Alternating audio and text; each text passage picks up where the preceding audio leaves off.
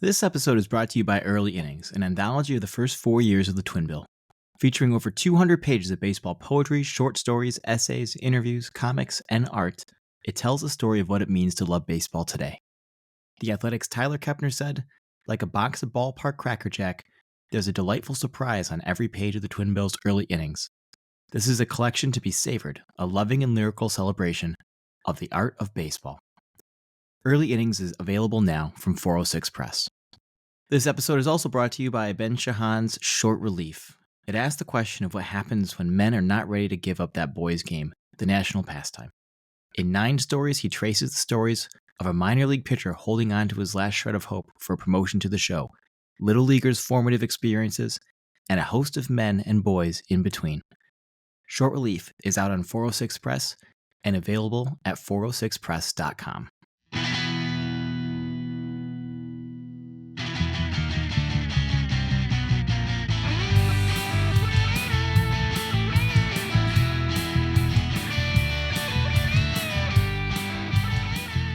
Welcome to the Twin Bill Podcast. I'm your host, Scott Bolohan. Don Drysdale is one of those famous baseball names. He played in the 2 biggest cities in the country, setting records along the way to the Hall of Fame. But I knew very little about him. Mark Whicker's new biography on Drysdale shows he was not only a great pitcher, but a fascinating person who died too young. I had a great time talking to Mark about the incredible life of Don Drysdale. Enjoy. Welcome to the podcast, Mark. I always start off by asking, where does this idea initially come for you? I was surprised that there hadn't been a book about him, actually, because of his impact. And there are so many baseball books now, but there wasn't on him, and he was such a prominent pitcher, at least for Dodger fans. And I started working on it about 10 years ago, did a lot of interviews, and then it fell through. And then it came back on again in 22. And fortunately, I still had a lot of the notes from the interviews, including, Vince Scully and Stan Williams and some other people who are no longer with us. And then I did all the rest of the interviews and research after that. So I just thought he was a great symbol for the way baseball used to be, the way it was played, the way it was pitched, particularly. He wanted to pitch 9 innings, and he was intimidating, like a lot of pitchers were then. I think a little bit more pronounced just because how big he was. And he was a big personality. He was, very active in showbiz, and he had a very interesting life. The part with Ann Myers, I thought, was probably the most interesting part of his life as far as I was concerned. And I knew him some because he was a broadcaster, and he really was a guy that people loved to hang out with and loved to hear him tell stories. I think the fact that he died at such a young age, 56. I think people missed him, but I think then then people sort of put him on the back burner and didn't really think about him very much. So I thought it was a void, and that somebody should fill, and I was glad that it worked out that way. Yeah, I was shocked as well because he is a pretty big name in baseball history. And yet I realized, as I'm reading the book here, that I know the highlights. I didn't really know actually a lot about John Drysdale, like the whole person. And it was great. I'm so glad you wrote this because he is one of the very few capital, B baseball names out there that's not well known. So this has been great. You talked about doing the research, and this was a long process you started a while ago. Was there anything during the research process that you were particularly surprised or excited to find out? I think the relationships that he had with people, I didn't know that he was such a leader on the team. There were a lot of big names on that team, and he, he kind of gets lumped in with Koufax, and well, he should. I mean, they were the 1-2 punch, and they also held out together in 1966, which was an interesting part of his life as well. But I was a little surprised. I shouldn't have been, but I was a little surprised that he was really kind of the spiritual leader of the ball club, and people, really, he took care of people. He took care of the young guys. He went out of his way to make everybody feel that there was somebody looking after them. I remember Jeff Torborg was trying to make the team, and Don told Torborg's wife in the parking lot at Vero Beach that I'll take care of him. Don't worry, he'll be fine. And he had different relationships with different people, but so many people looked at him as one of their best friends, and I think that's a unique thing to pull off. He did have that quality of when he talked to you, you felt like that it was a new experience talking to him. He wasn't just BSing you. He was a person who was focused on you. And I think Ann Myers probably said it best. One of the things that attracted him to her was he said he was just so comfortable with himself. He was, he was very self-assured. very opinionated, and but just that whole ease that he had, and he put people at ease. I think those aspects of his personality, which I'd kind of sensed being around him, but it was nice to hear everyone else sort of confirm. Yeah, I was curious about your interactions with him. What were they like? How close? I mean, I know you weren't, best friends or anything like that, but what were your interactions like? We were cordial, very like I would see him at the ballpark when I would go up there, and spent more time with him in Vero Beach in the mornings. There, he would get there real early and drink coffee and read the papers and sound off on whatever was on his mind that day.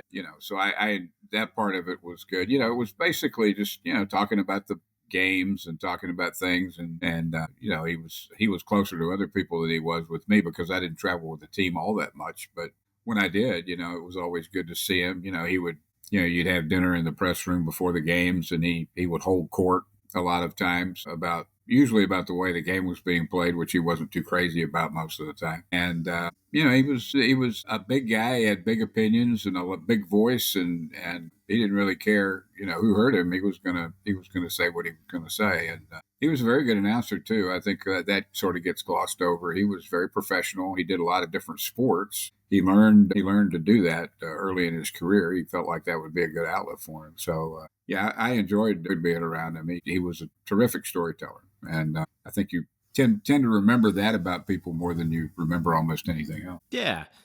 I was immediately taken by his personality in the book. He seems like this sort of magnetic person. I Hmm. mean, you have, I think the first chapter is it's him hanging out with Sinatra. And then very shortly later on, it's like him helping out the young guys and then Hmm. him hanging out with fans outside the hotel room for, Hmm.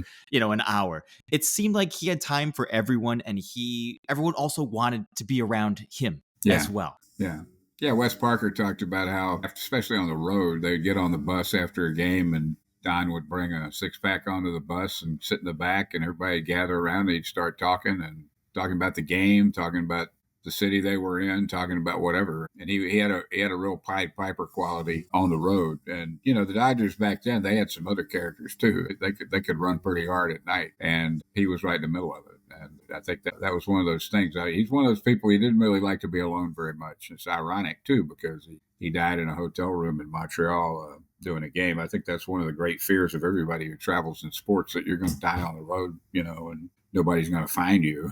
They didn't find him for most of that day because they never heard from him. So he wanted to be out in the middle of it. He wanted to be he wanted to be out on the street and seeing what was going on. I wanted to start talking about his career a little bit here. I was also, a thing I did not know about him. He really didn't pitch a lot before he made the major leagues. You could argue that almost the pitcher who pitched the least to make the majors. It's pretty incredible. What was his pitching history before the majors? And then tell me about how little he actually did pitch. Yeah. Well, he signed in 1954 after his high school season at Van Nuys, and they sent him to Bakersfield. And he pitched the rest of that year, and then he went to spring training and pitched great. But they put him in AAA in Montreal in the International League, where Tom Lasorda was one of his teammates, and that must have been a fun league. One of the road trips was Havana. It was before the Revolution, so they had a team there. And I've heard Vince Scully talk about Havana back then. It was quite a place before it all got shut down. And then the next year he made the team. And a lot of people in baseball saw him in Florida and said he's the best pitcher the Dodgers have in 1956. Now, he didn't have a great year, but he did make an impression that year, and he was on the bench during the World Series.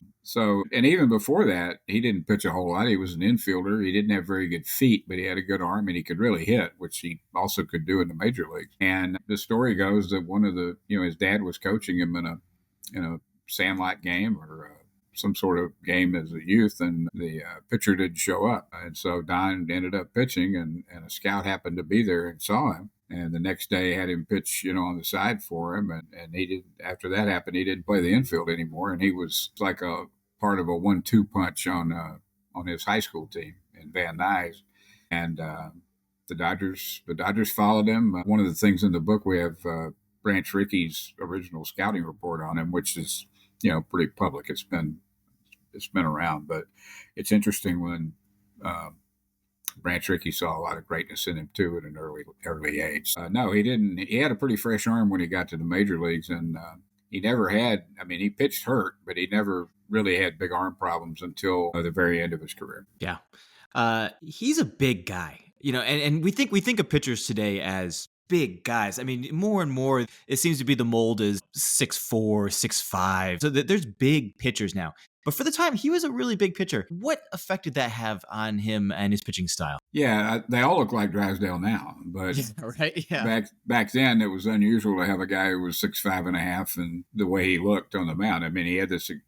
He was a very mellow guy off the mound, but when he got on the mound, he was furious. He was a tough guy. He was furious. Didn't like hitters, and he had kind of a sneer on his face, which a lot of people misinterpreted as a smile sometimes. And the way he pitched too, he came around by the way of third base. So if you're a right-handed hitter, the ball is coming from basically behind your head, and a lot of times it's aimed at your head or your body. He would go up and in, which is one of the titles of the book, and then he would go down and away. His ball had a lot of movement on it, a lot of sink. He was a ground ball pitcher more than anything else. And he also had a spitball, which he learned in Cuba, and Phil Reagan also helped him refine that, and he used that to great effect too. He might not have thrown as many as people thought he threw, but you don't have to throw it very much to have people looking for it. So some people have estimated that on the radar guns that they have today, he would probably come out to low 90s, but back then that would have been pretty fast.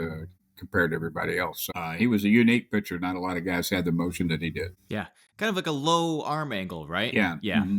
Yeah, kind of almost sidearm and from an odd angle. And, left-handers saw him pretty well, but they didn't have a lot more success than the right-handers did because he would pitch them inside too. You look at pitching today and even the sport, and which is something he'd probably be complaining about right now. You don't see the spitballs. They're out there checking every single inning for anything on everything. And you don't really see that up and in sort of, I wouldn't call him a headhunter, but he definitely wasn't afraid to brush players back. How did he gain this reputation? Did he enjoy this reputation? What was his thoughts about that? He enjoyed it, but I think the biggest thing was it wasn't unusual. I mean, almost everybody had a guy on his staff that was like that. I mean, Jim Maloney with the Reds, Bob Veal was a 6'6" left-hander for the Pirates who scared people to death, and the Dodgers had a rich tradition of that type of pitcher. Stan Williams was even more of an intimidator than Drysdale was because he was bigger, or he was almost as big and threw harder. And Stan was a lot less, he was throwing at your head sometimes. I don't think Don liked to throw at you, at your body and get you off the plate, but he wasn't really a guy who wanted to throw behind your head or hurt you that much. But he would throw at the best hitters. He would always knock down Frank Robinson, Willie Mays, Hank Aaron, Roberto Clemente, Dick Allen, guys like that. He had no problem with that because he felt like he had to do that to get his part of the play. But back then, even if you swung real hard, they would get mad at you, and rookies would get tested. If a guy hit a home run in front of you, you might go down. If you had hit a home run the previous at bat, you might go down. And it's coming. And pitchers back then also had better command than they do now. Now people who throw up and in really don't know what they're doing. And plus they're throwing so hard that batters do get angry. They think that's irresponsible because the pitchers don't really know where the ball's going nearly as well as the guys back then did. So it's a different ethic altogether. You didn't have that many incidents where people rushed the mound. First of all, Don would, if he did knock you down, he'd stand in front of the mound and look at you like, I'm here if you want to do something about it. Very few people did. And the other reason was that, it was just part of the game and people accepted it. And they knew that if you went back in there and stood your ground, then they eventually would respect you and it wouldn't happen. Yeah.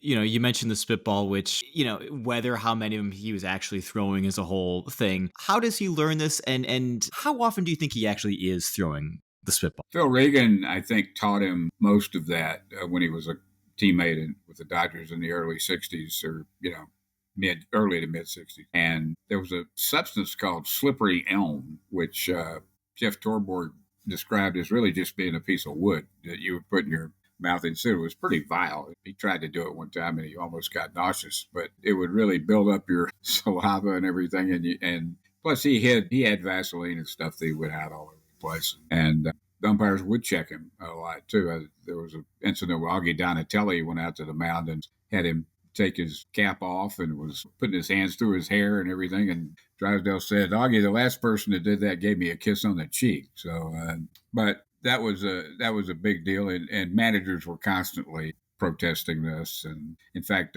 Herman Franks of the Giants, who was a longtime antagonist of Drysdale, they made a Vitalis commercial, a hair tonic commercial with Drysdale, and in the commercial, Herman is accusing him of throwing a grease ball, and Don goes back and gets the Vitalis and said, "This has no grease," and that type of thing. And he had all kinds of names he would use for it too, and he kind of got a kick out of it, but. He said he would throw 5 or 6 of them a game. He wouldn't throw all of them, but putting that in your mind was the biggest thing. Yeah. So he was the last Brooklyn Dodger on the team. He's a California kid. How does he feel about leaving Brooklyn? Is he excited about leaving Brooklyn? He wasn't, actually, because all the Dodgers really enjoyed Brooklyn because of the neighborhood. They were part of the neighborhood. The guy at the dry cleaners knew them. The guys, restaurant people knew them. Everywhere they shopped, everything they did, the people took care of them. And they just looked at them as regular people. They didn't make a big fuss about them. And everybody knew where everything was. And all of a sudden, you're moving to Los Angeles, where, first time anybody goes to Los Angeles, they're totally confused about where you are, or where am I supposed to go? The place is so vast. And, they moved out there. They didn't know where they were going to live. They didn't know where their kids were going to go to school. They didn't know how to get to the Coliseum or how early they had to leave to get there. And so it was a big adjustment for them. They didn't have a very good year in 1958, and a lot of it was because of that. And Drysdale said at the time he thought if they had put it to the vote of the players, it would have been 25-0 to stay in Brooklyn. And like you said, he's from Van Nuys. It was going home for him. But as they I think what happened was they came out and they realized that the city embraced them so enthusiastically, especially the showbiz community. You had all these movie stars coming to their games and treating them like they were a big deal. And they got to know those people, too. They had huge crowds at the Coliseum, too. The Coliseum was a football stadium, still is. And the place just went berserk for them. They already had the Rams, and they would soon have the Lakers. But the Dodgers, a lot of them were already Dodger fans because the Dodgers had some legendary players. And the fact that Vin Scully was such a great announcer and a tremendous educator of the people. I'm sure you've heard the stories about the transistor radios that people would take to the games and to listen to Vin while they were watching the games. And you could walk anywhere in the ballpark, and that was true even in Dodger Stadium, and you could basically hear Vin no matter where you went because people were listening to the game. And eventually, I think they all enjoyed LA. Of course, they enjoyed the weather and they enjoyed all the adulation. And then you had a new generation of players coming in who hadn't played in Brooklyn. So Don got used to it. He met his first wife, Ginger, there. And he was, and of course, a lot of his friends and family could come out and watch him pitch. He enjoyed that part of it. What he didn't like was the Coliseum itself because it had a very short left field fence and people were hitting home runs over it. And he really let that get to him mentally. The first year they moved to Dodger Stadium, he won the Cy Young Award. He had one of his better years because he felt more comfortable there. It was much more of a pitcher's park to him. Yeah. Does he ever go back to Brooklyn? He went back to Brooklyn when the Dodgers were there. I'm not sure exactly what year it was, but he pulled up to a restaurant. I think it was called Armando's, where they used to eat all the time. And this was probably, I don't know, 25 to 30 years after they had left. And he parked his car and just, he was just going to check out the neighborhood. And he parked his car across the street from Armando's. And he got out of the car and somebody in front of Armando's said, "Hey, Drysdale, what are you doing here?" It's like the guy had never left, So, yeah, he did go back. I was surprised that I asked Vin one time. We were there for a playoff series against the Mets. And I had never been there. I didn't know where Ebbets Field was or anything. So one morning before the game, I took a subway down there and walked around and found where the ballpark used to be and all that. And I came back and asked Vin about it, and he said he had never gone back, And so, there was a lot of, there's a lot of nostalgia about it. And Don, I think he always had a soft spot for Brooklyn, but LA turned out to be a great move for him. I don't think he would have had the opportunities in the movies or in TV that he had when he pitched for the Dodgers in LA. So it's hard to talk about Don and not talk about Sandy Koufax as well. I mean, obviously a big 1-2 punch, very different personalities. What was their relationship like? They were close friends. Sandy had a lot of respect for Don because Don had figured out pitching before Sandy did. Sandy was wild. He didn't have a lot of command when he came up. And even though he was older than Don, he really leaned on Don for some guidance. And then Sandy figured it out and had those great years and became the ace of the staff. And of course, they held out together in 1966. Not only held out together, but they did two things that were really almost sacrilegious for players back then. They had an agent, which not many of them had, and they wanted multi-year contracts, which were unthinkable. And they ended up settling for 1-year contracts, but they spent the whole month of March in LA while everybody else was in Vero Beach. And the whole city was apparently just about to have a nervous breakdown because nobody could imagine the Dodgers having neither one of those guys. They settled right before the season started. They both got over $100,000 for a 1-year deal. They got more than they would have if they hadn't held out. They didn't get the multi-years. By then, I think they were both ready to pitch, especially Sandy. They had all signed up for movies and TV shows, and Sandy wanted no part of that, but he signed up anyway. Of course, Don was very comfortable with it. And when it was over, Buzzy Bavasi claimed that they should give the next Academy Award to him because without him, these two guys would have been actors, and it would have been the worst thing that ever happened to Hollywood. So if these guys had actually made movies, so when that happened, I think it sort of paved the way for a lot of the things that happened in baseball, the unionization, Marvin Miller organizing the players, and a lot of the court decisions, Messersmith and McNally decisions that really gave the players free agency, which they got in 1976. It was, it kind of set the stage for what we have now in terms of players realizing they had the power, or they had a certain amount of power, and flexing it. And, I think they were an inspiration for what happened later on. And, the other thing, too, is that with these two guys, it wasn't like you could say they're not worth it because they had won the World Series in 1965. They would win it again, or they would play for it again in 66. They won it in 63. And both those guys really symbolized the Dodgers because the Dodgers didn't hit a whole lot in those days. And when they pitched, it was a pretty good bet that they were going to win. So most people might not have liked it. They might not have understood it, but they realized that they deserved it. Yeah. And it sounds like it really did have an impact, and it made a difference for future players. Yeah. So, the other thing that always gets mentioned about him is the scoreless consecutive innings streak. He broke Walter Johnson's record. How aware were people of Walter Johnson and his record at the time? And when did people start paying attention to Don and his streak? I think after about the fourth shutout, I think people kind of got a clue that this thing could happen. But when it began, nobody was paying much attention to it. It wasn't unusual for people to throw shutouts, especially in 1968. That was the ultimate pitcher's year. It was the year Bob Gibson had a 1.12 ERA. It was the year Denny McClain won 31 games. Don, once it got around 4 or 5 shutouts, the pressure started building because it wasn't, if you made an error and a run scored, it didn't matter. It wasn't an earned run streak. It was a run streak. So a lot of things could have happened that were beyond his control. I think one of the distinctive things about it was that they were all shutouts. They were all 9-inning shutouts. And the other thing about it was he faced a lot of great pitchers. He faced Ferguson Jenkins. He faced Bob Gibson. He faced Larry Dierker. He faced Mike McCormick, who was a really good pitcher for the Giants back then. And he went the distance, and a lot of games were close. I remember one game, the first game against the Cubs, he had to get in the 9th inning. He had a 1-run lead. He had to get out Ron Santo, Billy Williams, and Ernie Banks. Well, all three of them were Hall of Famers. And he had a lot of incidences like that where he had to get tough hitters out of the 9th inning. There were a couple of comfortable wins, but not very many. And I think that without the streak, I'm not sure he would be in the Hall of Fame because back then the voters really paid a lot of attention to wins. He only had 209 wins. A lot of that was lack of run support, but he was borderline in terms of wins. Innings and ERA and things like that, he certainly deserved it because of all that. Without the streak, I'm not sure that he would have had a really signature achievement. Because of it, though, and everybody knew what a great feat it was, I think that really helped him get in. Plus, every time he would come up for an election, he was going up against some legend, because the 60s were full of great players. And I think he got in finally in 1984, and there was no assurance that he was going to get in before that. So Orel Hershiser obviously breaks the record. How does Don feel about it? What was his relationship with Orel? He was a mentor to Orel. Orel was a guy who looked very unassuming. He certainly didn't look like Don Drysdale. Tommy Lasorda kept calling him the Bulldog just to make him feel like he was competitive guy, but Orel really was a bulldog in terms of his competitiveness. He just didn't look like a bulldog. He looked like a graduate student. And Don and Tommy kept pounding away at him, said, you're out there to pitch 9 innings. This is what you do. This is how you do it. Don was a broadcaster then. And there was never one time in which Don showed any regret that Orel was breaking his record.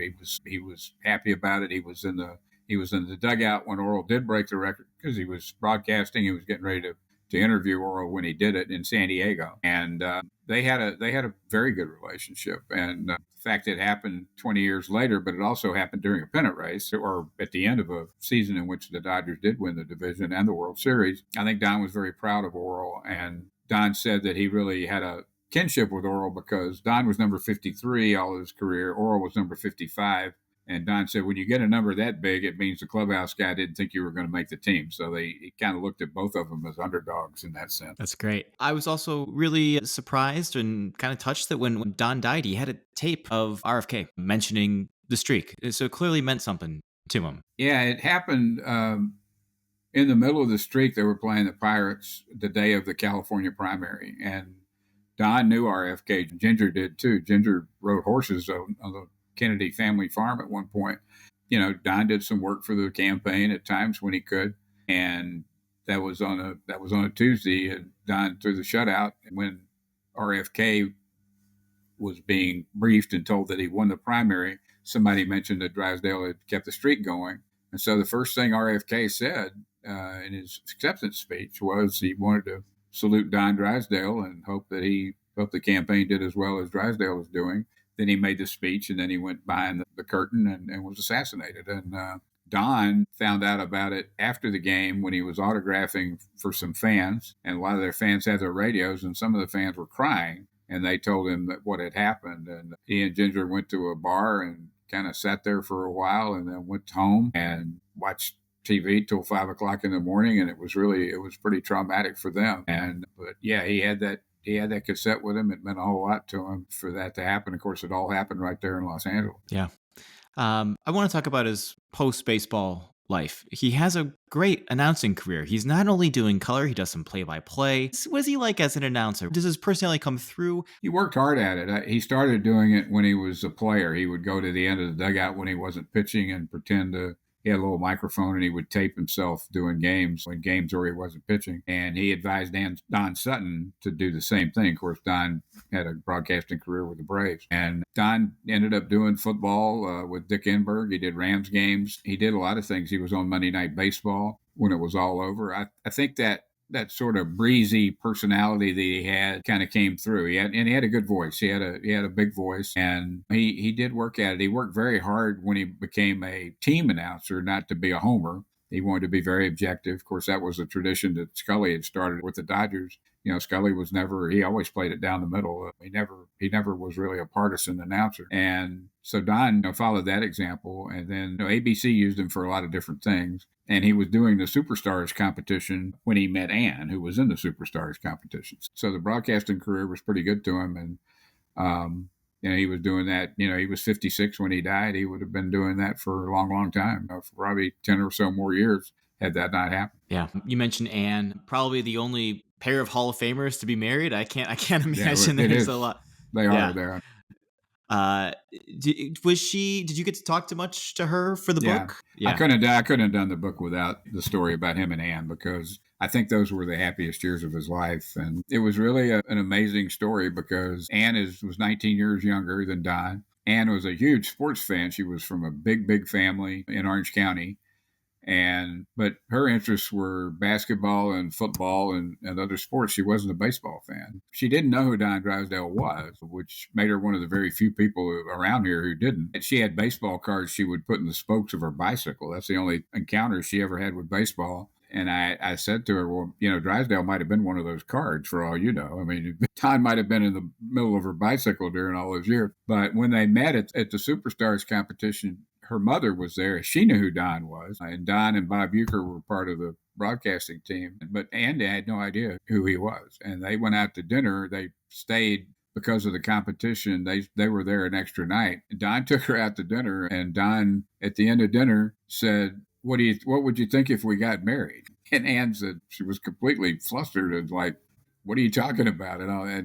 But as they left and she kept thinking about him, and he would call her and they'd have these long conversations. She was still trying to play basketball. She was playing in the American Basketball League, or I think that was the name of it, one of the women's leagues initially, was when it started. And then, she came within the last cut of making the Indiana Pacers, actually, in the NBA. And, she would confide in him about her career. and they were very similar, and they were both extremely competitive. They would play golf and tennis with each other and get mad when the other one would win. Don said, "I've got to cheat to beat her at golf," and she just started playing golf. And they really had that competitive edge that they had was pretty amazing. I think that's what attracted them to each other. And Don was still married at the time when he met Ann, but the marriage wasn't going well. When they divorced, Don kept calling her and kept asking, and finally she said yes, and they had 3 kids, and they were very, very happy. And Don cleaned up his act a lot. He didn't go out and raise hell as much. I think he actually just pretty much quit drinking. And they raised a family. They lived out in Palm Springs or in Rancho Mirage, and everything was fine. And then he went on that last road trip, and he had heart problems in the past and had a heart attack late on a Friday night. Very, very sad. Al Michaels said it was the saddest funeral he ever went to. She walked in with the 3 kids. The kids were 1, 3, and 5 at the time. Mm. And from their standpoint, it was even tougher because, they were born into a world in which everybody knew everything about their dad, but they didn't know anything really about their dad, and they had to learn it from everybody else. And so they were always kind of being measured against this thing that they weren't familiar with. So it was very interesting. But Anne was a little reluctant at points to do the book or to cooperate with it, but she did. And I think the main reason was she hadn't heard all the stories either, because she didn't grow up in that culture. And it was really kind of a storybook thing until it ended, and then it was really kind of sad. When you think back on Don Drysdale, what do you think his legacy is? I think as a symbol for the way the game was played. I think when I think of the 60s, when I think baseball really was in a golden age, I think it probably had some, especially in the National League, they had some great players. And I think of people who were really kind of larger than life in the game, and Don really was. And not only that, I think he symbolized the way Los Angeles kind of flowered and matured in the 60s. Los Angeles became a great international city, and those were turbulent times, the mid 60s. People think things are crazy today. Late 60s, there was Vietnam and all kinds of things were going on, civil rights movement, assassinations, bombings, terrorist attacks. It was a very turbulent time, and LA was in the epicenter of all that. And it was kind of a time when LA was this aggressive, very proud young city that was kind of coming together and becoming a major player in the world. And that's kind of the way Don was and kind of the way the Dodgers were. So they had some parallels there. But I basically think of him as, to me, first time I ever saw him on TV, when I was a kid. I was growing up in North Carolina, and I said, wow, that's what a guy from California looks like, right? He just had that aura. So those are the main things, just the things that he stood for. And then once I got to know him and once I heard people talk about him, he turned out to be a great guy and a guy that people really respected. That was Mark Whicker. His book, Don Drysdale, Up and In, The Life of a Dodgers Legend, is out now. We talk to people in and around baseball literature every week on the podcast and publish around 50 writers every year in the Twin Bill Literary Journal. Until next time,